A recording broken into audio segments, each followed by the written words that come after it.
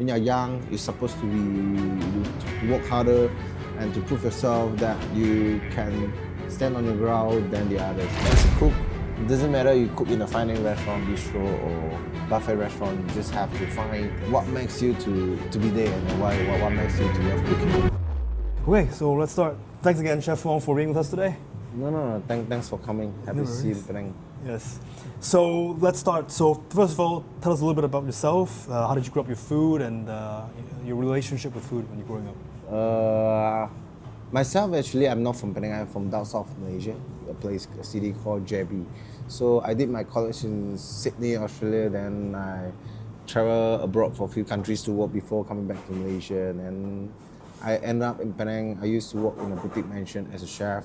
After 2 years of running their kitchen, I kind of like feel something. I have to do something with the ingredients with my countries. That's how we started. Yeah. And then when you're younger, did you always were interested in food or something that you grow into it? I always loved to eat. But I never like intended to be a chef before I went to college. So my intention was to be an architect. But I mean, I also like said it in a lot of interviews. But just because of I put out in last minute, just a month before the enrollment, because I mean, like there's certain, personally I had maths, and like there's certain syllabus in the course I didn't really like it, so that's how I changed my decision. Then at that time, like if I don't make the decision at that time, then I have to basically wait for a year, then I have to wait for another year. Then I love to eat, and like suddenly this crossed my mind, and I just went to give it a try and ended up, it become I kind of grow my passion throughout the years then, and it became my career. Nice. And you started working in a restaurant very young at 17 years old. Did you feel it was a tough environment? You had to sort of push yourself to get to other people's level, or was it something that you were always sort of more comfortable with?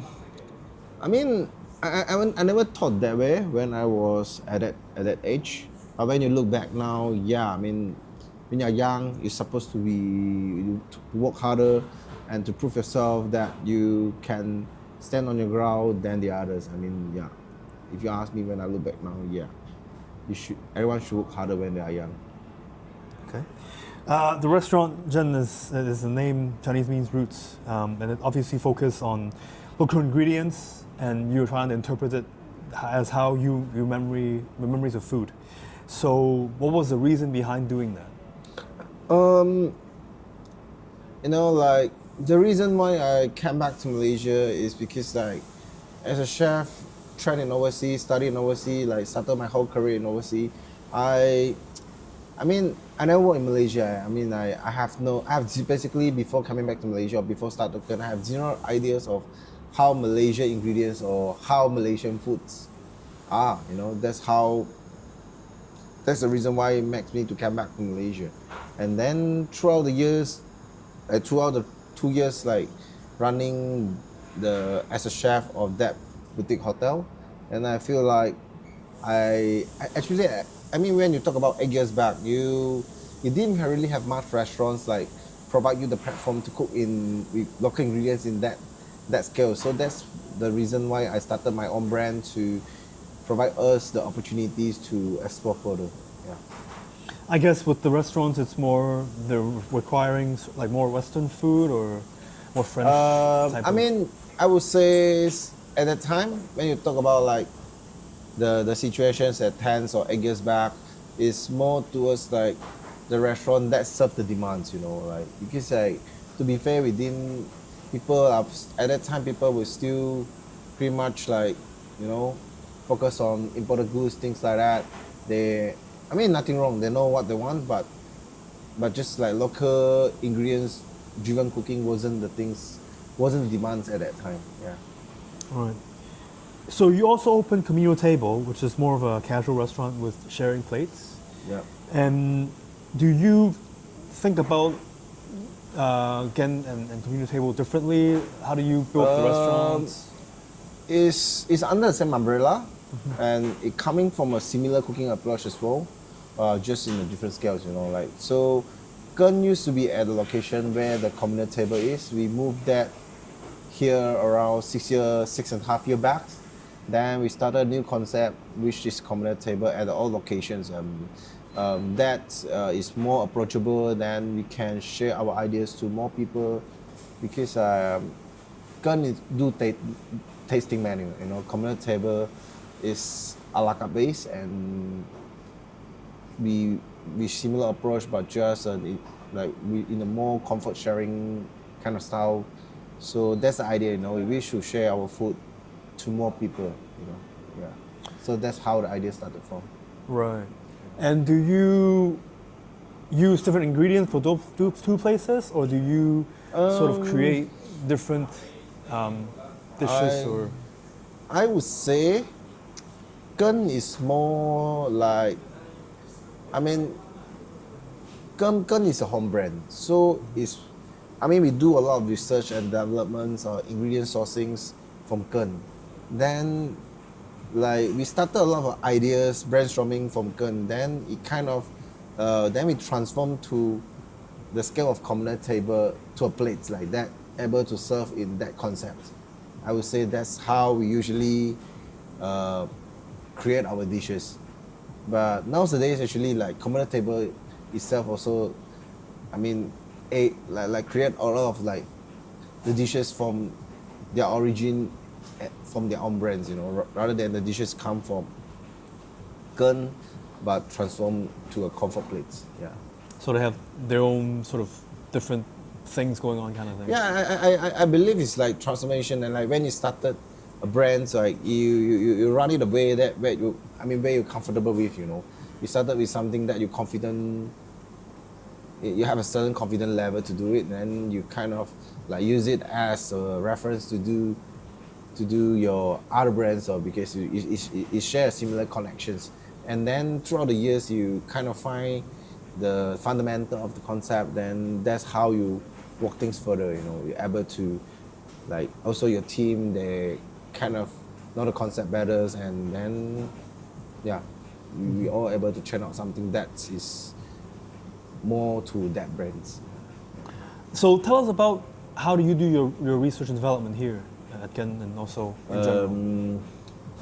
I would say, like, in this day we kind of work out a lot of our ideas from the ingredients throughout the sourcing. Sourcings is, I mean, we spend most of our time in terms of sourcings of the right ingredients that we want, like the right stuff from the right producer, right farmers, right fishermen. That would occupy our most of our time in terms of the development. Then after that part, then we will start to walk around the ideas and do some tasting, things like that. But if you ask me, I think the sourcing part, or sourcing the right ingredients for the seasons that we want to put on the menu, that will be the hardest part of the whole development. Right. So talking about a little bit further, or a little bit higher level than the restaurant itself, Penang is obviously well known for great food, especially within Asia, Malaysia even. Why do you think that particular, why is it so famous for its food? I think all the way itself, I think Penang people love food. You know, they love food. That's why they, in a way, they love to make food. You know, so when you have a love in your food, then that's how you make people love your food. You know, that's how things started. And then Penang is famous for local street foods for the longest time. But you know, like things like a bit more upscale or gastronomy only started in these past 10 years, or things only like really growing quickly in these 5 years. But it's just because I think like people, how they see Penang differently. The demands of the people who travel to Penang, they will ask for more, not just street food anymore. You know, the whole city grow in a way, just like not just in food. You know, it's just also like, if you look in the hotel, like look at the 5 years back, we didn't have much 5-star hotels. You know, like most of the hotels, average room rate probably like 400 ringgit. But now you can see like 400-500 ringgit. It's just a very basic benchmark of most of the hotel in Georgetown. So you can see the growth of spending power and the growth of like the whole scene of Penang. Yeah. That's what I find interesting is when a place is so famous for street food. Yeah. Do you find there's sort of a competition or tension between, let's say, fine dining and street food, especially when you go out and you can just get I mean, I think it's not necessary because like it's a community. I mean, it makes the whole city or whole scene more vibrant. Just that, and also like nowadays we have a lot. Penang has a lot, very famous for like some speakeasy bar, different type team of cocktail bar, things like that. You can grow together because like people, at the end of the day, people won't come here just for a meal. They come here for their holidays. They wish to enjoy the city in the different scales. They want drinks, they want street food, they want a bit something more serious for their dates. So I mean, I always see there are many chances that how the people can work together in this community rather than like see each other as a competition. So you think that you guys can work together? Yeah, I mean that's the reason like why we work around of our ideas from our inspiration from the community base, and then we try to feature a lot of things that from this land on our tables. I think everything has to start from the small efforts, and that's how we progress further. Yeah, that makes sense because I think that's always kind of any city that has a great sort of local street food dining scene is always sort of there's always ways of looking at different sort of level, if you want to call it levels of dining. So I think it's pretty interesting that way. I mean, always there's a reason to be there. I mean, as long as you're able to find where you stand on, it's like, Cool. And so, Gen has been ranked in Asia's top 50 restaurants, 89, and you won the Michelin Guide in Penang, in Kuala Lumpur 2024 Young Chef Award. So for a restaurant that's, I don't know if it's relatively new, but certainly a small restaurant like Gen, what do they mean to you, like awards and accolades? I mean, obviously, like if you look, I mean, we obviously not really new restaurants. We've been running for 8 years, but from our perspective, that's not how I see it. As long as we feel we are not our ceiling yet. There's always a room for us to push further, and that's how we see ourselves. Always, every day we see ourselves as a new restaurants, and like we have to coming up with new ideas. That's how things progress further. That's how we see it. If you see yourself as a very old brand, you're very happy on where you are. There's nothing wrong with it, but for ourselves, I mean, we always try to find where we can develop further. If we on certain stage we can feel like where the selling is. I think that's always the reason like make us a bit uncomfortable. Make us want to find the ways to push further. That's how I see it. Right. So with that said, my question is, do you have any particular thoughts about what is the most important thing for, let's say, someone that's a more younger chef or someone that's trying to get to your level? What do you think is the most important characteristic for someone to be successful? I mean, okay. The generation are different, I mean, I won't say I've been in this industry long enough to say that, but I also like I'm from a different generation than my team is, and again, like we have some even younger people coming to the team, but you can't expect like people in this generation, they still work. I mean, probably not. I mean, this doesn't really sound really right, but you can't expect them to work as the same way that how we work as the old days. You can't expect people like to wait for their promotion or to wait for their next step. Wait for 5 years for their next step. Just cut vegetable for 6 months, then wait for their next step. Things like that. People are not that patient anymore. But to be fair, I mean, to grow together, then you have, as a company, as a restaurant, as a team leader, or as a chef, or as an owner, then we have to step in to find a way how we can merge things together, you know, how we can grow together, rather than like staying in our own ground. Like, this is the way, this is the old school way. You know, you guys should follow things like that, and then I mean, in a way, it will just push away a lot of people like from this industry. I mean, that's how I see it. You know, that we have to find it. I mean, that's always a way to find the middle point to balance this relationship. You know, like to, yeah, that's how I see it, because I can really see there's a huge. I mean, people like starting to get away from this industry.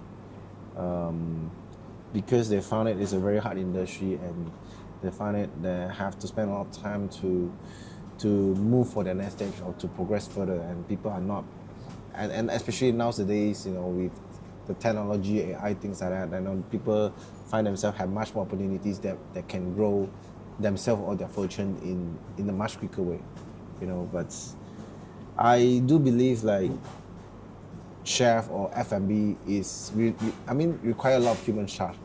This is a lot of industry can be replaced by AI in the future, but this is something that cannot replace, you know. But if you want to continue the legacy, a lot of people find that like to stick 100% of the authenticity or is the way to keep the legacy. I mean, I don't really see it. If there's a if if you're trying to keep the legacy that is not good in that generation anymore, I think that's no way of keeping it, you know.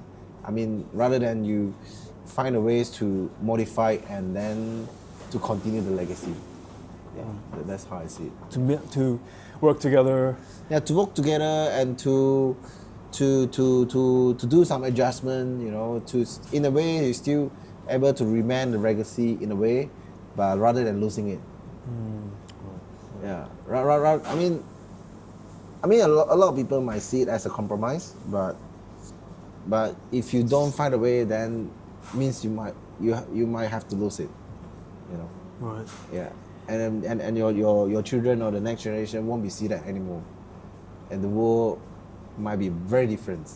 But if you try to work together, you know, you can still see it, but in a different ways. Yeah. Yeah, when we're talking about Yeah. the generations before us, Yeah. have it even harder. They have to work True, 30, 40 years. true. Whatever, right? But what is changing now? It's 2026. What's the point of working that way? You know, there's no point. You know, like yeah. If you can sit on the car, what's the point? Like you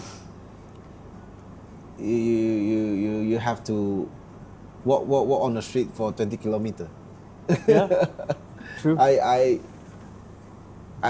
believe like, I mean, that's a smarter way of doing this. Yeah. Right. Rather than, yeah, because I think we still have a lot of huge potential in the dish industry. As I say, you know, this is something cannot be replaced because this industry relying on a lot of human touch. Yeah. So yeah, as long as we able to find where we stand on, you know, where our passion is. Yeah. Cool. So some more personal questions, if you like. Yeah. What is your favorite dish or cuisine, or both? My favorite dish, I mean, Chinese food. I love Chinese food. So we are starting a new Chinese restaurant this year, actually by next month.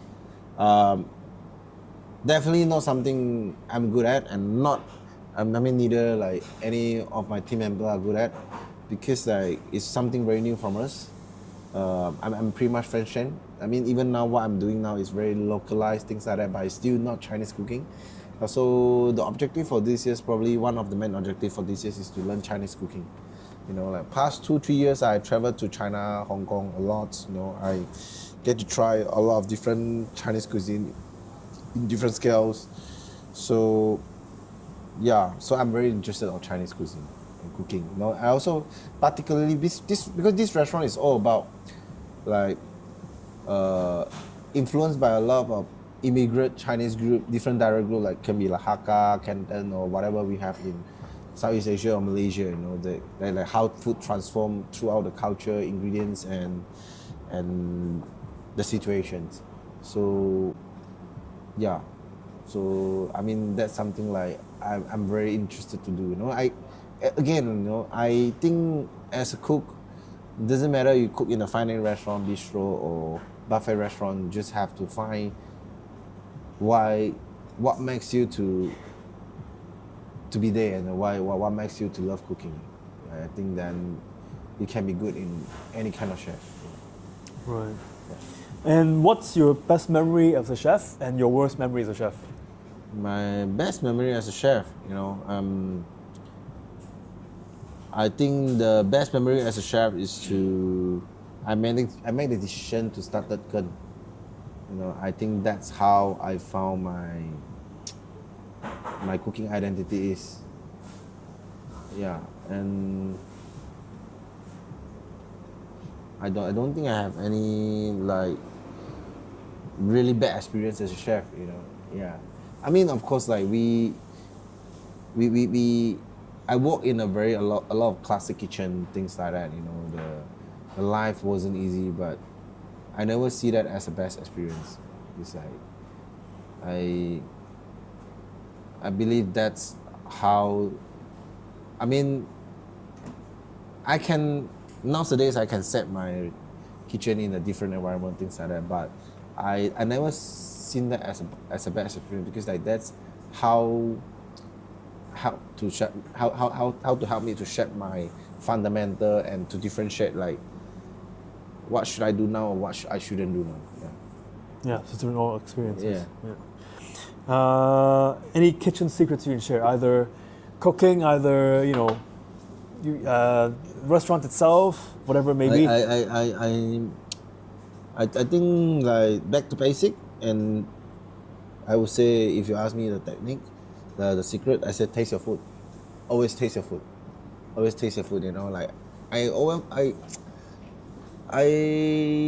found it like no matter from Western or Chinese, people always like very confident in terms of them, rather in very too confident of themselves or too confident of their recipes.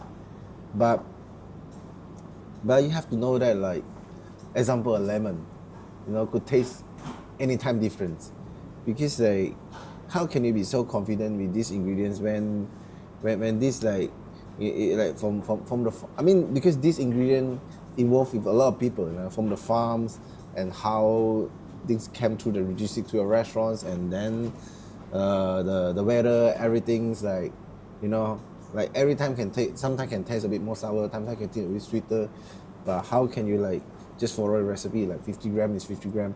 I think a lot of people have this kind of mistake, like very confident on themselves or where the recipe is. If you ask me, yeah, taste your food, and yeah. Cool. Well, you shared with us already. You're opening the new restaurant, so it's gonna be this month, or are you saying? Next month. Next month. Next month, in 2-3 weeks time. Yeah. Okay.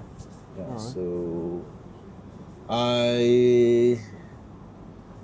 I really has no reference, because like it's not something that we have done before. It's very different like when we started communal table, because it come from restaurants of Gun. I mean, this is still coming.